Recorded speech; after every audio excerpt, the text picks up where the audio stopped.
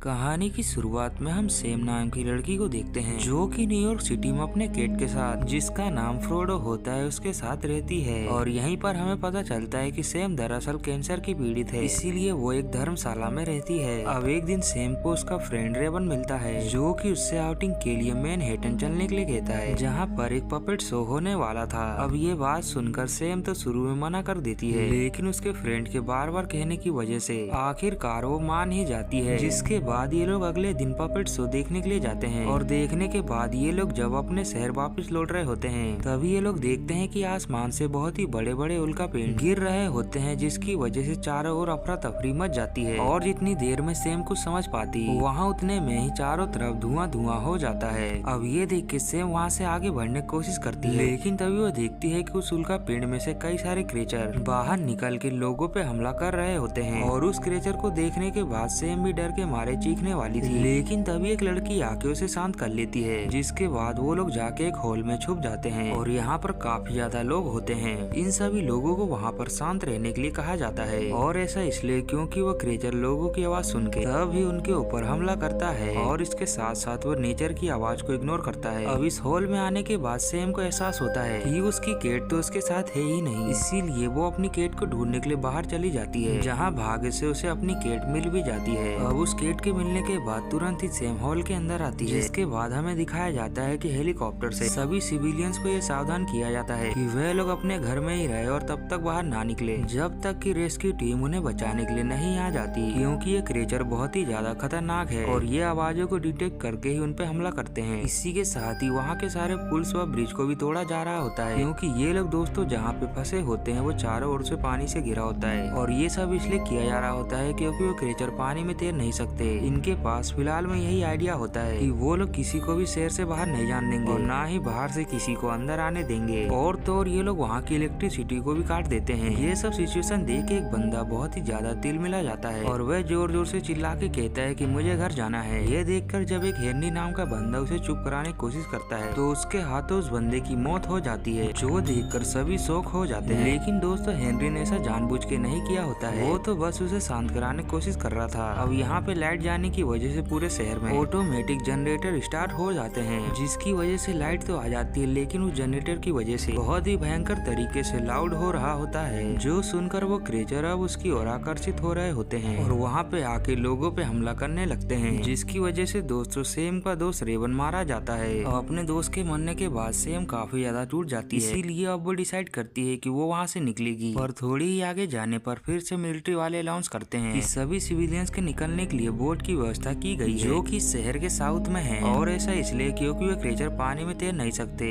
अब ये सुनने के बाद सभी सिविलियंस बिल्डिंग से बाहर निकल जाते हैं और वे सभी अब तेजी से साउथ की ओर बढ़ने लगते हैं। लेकिन दोस्तों जब हजारों की संख्या में लोग आगे बढ़ते हैं, तो कोई कितना भी शांत रहने की कोशिश क्यों न कर ले, आवाज तो होगी, जिसको सुनने के बाद अब वो क्रिएचर वहाँ आने लगते हैं और अब वहाँ लोगों पे खतरनाक हमला करने लगते हैं, जिससे चारों तरफ अब लोग भागने लगते हैं। इसी अफरा तफरी में सेम का केट फ्रोड वहाँ से भाग जाता है, जिसके बाद सेम उसे वहाँ ढूंढने लगती है, लेकिन वो कहीं भी नहीं मिलता। इसके साथ ही सेम को उन क्रिएचर से भी बचना था। दूसरी तरफ हम देखते हैं एरिक नाम के बंदे को, जो कि इंग्लिश लॉ का स्टूडेंट होता है, और वह जब भाग रहा होता है तभी उसके पास फ्रोडो आ जाता है, इसीलिए अब एरिक उसे पकड़ के भागने लगता है। पर तभी वहाँ पे सेम आ जाती है, जो कि कहती है कि मेरी केट है, और वो उस केट को वहाँ से जाने लगती है। पर सेम से मिलने के बाद एरिक भी उसके पीछे आने लगता है, तो सेम उससे पूछती है कि तुम मेरा पीछा क्यों कर रहे हो। तो एरिक कहता है कि सभी लोग साउथ में जा रहे हैं, लेकिन तुम नॉर्थ में जा रही हो, पूछ सकता हूँ इसका कारण क्या है। तो सेम कहती है कि दरअसल मैं कैंसर पीड़ित हूँ, इसीलिए मैं अपनी दवाइयों को लेने के लिए अपने अपार्टमेंट जा रही हूँ, क्योंकि अगर ऐसा मैंने नहीं किया तो मुझे काफी ज्यादा दर्द होगा। अब सेम की बात सुनकर एरिक भी उसकी मदद करने के लिए रेडी हो जाता है, जिसके बाद ये दोनों मिलकर अपार्टमेंट की ओर जाने लगते हैं। रास्तों में कईयों बार इनका सामना उसी क्रिएचर से होता है, लेकिन ये लोग किसी तरह से बचते बचाते आगे बढ़ते हैं, जहाँ तभी एरिक की नजर एक मेडिकल शॉप में पड़ती है और वह कहता है कि मैं जाके उन दवाइयों को वहाँ से लेके आता हूँ। जिसके बाद वह बचते बचाते उस मेडिकल शॉप में पहुँच जाता है और उन दवाइयों को ढूंढने के बाद वापस लेके आने लगता है, जहाँ रास्ते में उसका सामना उन क्रिएचर से भी होता है, लेकिन वो अपने आप को शांत रखता है। इधर सेम की हालत दवाई न लेने की वजह से खराब होने लगती है, लेकिन थोड़ी देर में वहाँ पे एरिक आ जाता है और दवाई देने के बाद अब सेम की हालत काफी सुधर जाती है। अब सेम को जब अच्छा लगता है तो वो एरिक को कहानी बताती है कि किस तरह उसके फादर उसे बचपन में क्लब लेके जाया करते थे, जहाँ जाकर वो बड़े मजे से पिज्जा खाया करते थे। दरअसल दरअसल सेम ये कहानी एरिक को इसलिए बता रही होती है क्योंकि हम जानते हैं कि सेम एक कैंसर की मरीज है और वह अपने जीवन के ऐसे पड़ाव पे आ गई है कि उसके पास ज्यादा समय नहीं बचा है। इसीलिए वह एरिक को कहती है कि ये मेरी लास्ट विश है क्योंकि मैं उस पल को दोबारा जीना चाहती हूँ। अब सेम की बात सुनकर एरिक थोड़ा भावुक हो जाता है और थोड़ा सोचने के बाद वो कहता है भले ही जो भी हो जाए मैं तुम्हारी इस विश को पूरी करूंगा।